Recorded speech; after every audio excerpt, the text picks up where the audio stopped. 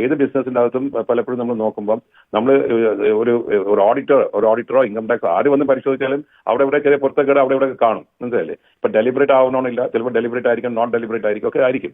പക്ഷെ ഇവിടെ വരുന്ന നമ്മളൊരു കാര്യം മനസ്സിലാക്കി, ഇത്രയും നാള് അദ്ദേഹം എത്രയോ പ്രോജക്ട്സ് ചെയ്തു, എത്രയോ രീതിയിൽ സർക്കാരിന് വരുമാനം ഉണ്ടാക്കി കൊടുത്തിട്ടുണ്ട്.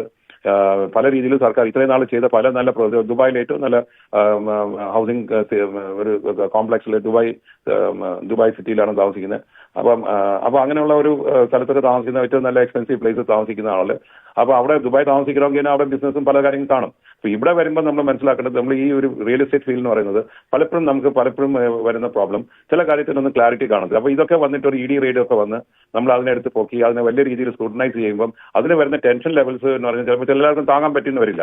അപ്പൊ അദ്ദേഹത്തിന് വന്നിരിക്കുന്ന എനിക്ക് അദ്ദേഹത്തിന്റെ മാനസികമായിട്ടൊരു സമ്മർദ്ദനം കൊടുത്തിട്ട് അദ്ദേഹത്തിന് താങ്ങാൻ പറ്റാത്ത സ്റ്റേജ് കൊണ്ട് എത്തിച്ച് ഒരു അറസ്റ്റിലോട്ടൊക്കെ പോകുന്നുള്ള ഒരു ചിലപ്പം ഇത്രയും നല്ല രീതിയിൽ പബ്ലിക് ഒപ്പീനിയനും പബ്ലിക്കിന്റെ മുമ്പ് കാണുന്ന ഒരാൾ മാനസികമായിട്ട് തകർന്ന രീതിയിലുള്ള ത്രെറ്റുകൾ ഉണ്ടായി. അതുപോലെ നമ്മൾ മനസ്സിലാക്കാൻ അവിടുത്തെ ജോലിക്കാരെ തന്നെ പറയുന്ന അദ്ദേഹത്തിന് അറസ്റ്റ് ചെയ്യുന്ന ഒരു സാഹചര്യം വന്നപ്പം അദ്ദേഹത്തിന് ഒരു ഓഫീസിനകത്ത് തോക്കൊക്കെ വെച്ചോണ്ടിരിക്കുന്ന കാര്യം എന്തുകൊണ്ട് എനിക്ക് മനസ്സിലായില്ല. ഇനി ചിലപ്പോൾ അദ്ദേഹം സെൽഫ് പ്രൊട്ടക്ഷന് വേണ്ടി തോക്കൊക്കെ കൊണ്ടുപോകായിരിക്കും.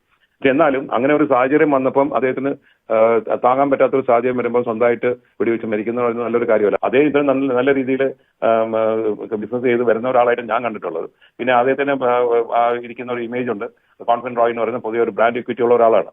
അപ്പൊ ആ ബ്രാൻഡ് ഇക്വിറ്റി ഉള്ള ഒരാളിന് മാനസികമായിട്ട് തകർക്കുമ്പോൾ ചിലപ്പോൾ താങ്ങാൻ പറ്റാത്ത ഒരു സാഹചര്യം വരുമ്പോൾ നമ്മുടെ വീക്ക് മൊമെന്റിൽ ഇത് ചെയ്തു പോകുന്നതായിരിക്കും എന്നുള്ളതാണ് എനിക്ക് തോന്നുന്നത്. പക്ഷെ അത് നമുക്ക് ബാക്കി എല്ലാ റിയൽ എസ്റ്റേറ്റ് മേഖലയിൽ പ്രവർത്തിക്കുന്ന ആൾക്കാർക്കും ഇതൊരു വലിയ ഞെട്ടലാണ്. കാര്യം it is a not good thing. ഇത് നമ്മൾ ഇന്ത്യ ഒരു ഗ്രോയിങ് ഇക്കണോമിയാണ്. അപ്പൊ ഇവിടെ ആൾക്കാർ വന്ന് ബിസിനസ് ഒക്കെ ചെയ്യുമ്പോൾ പല വിശ്വാസത്തിൽ കൊണ്ട് ബിസിനസ് ചെയ്യുമ്പോൾ ഇങ്ങനെയുള്ള ചെറിയ കാര്യങ്ങൾ വന്നിട്ട് നമ്മൾ ഒരു അറിയപ്പെടുന്ന ഒരു വ്യക്തി സൂയിസൈഡ് ചെയ്യുമ്പോൾ അത് നെഗറ്റീവ് ഇമ്പാക്ട് ഉണ്ടാക്കും മൊത്തത്തിൽ.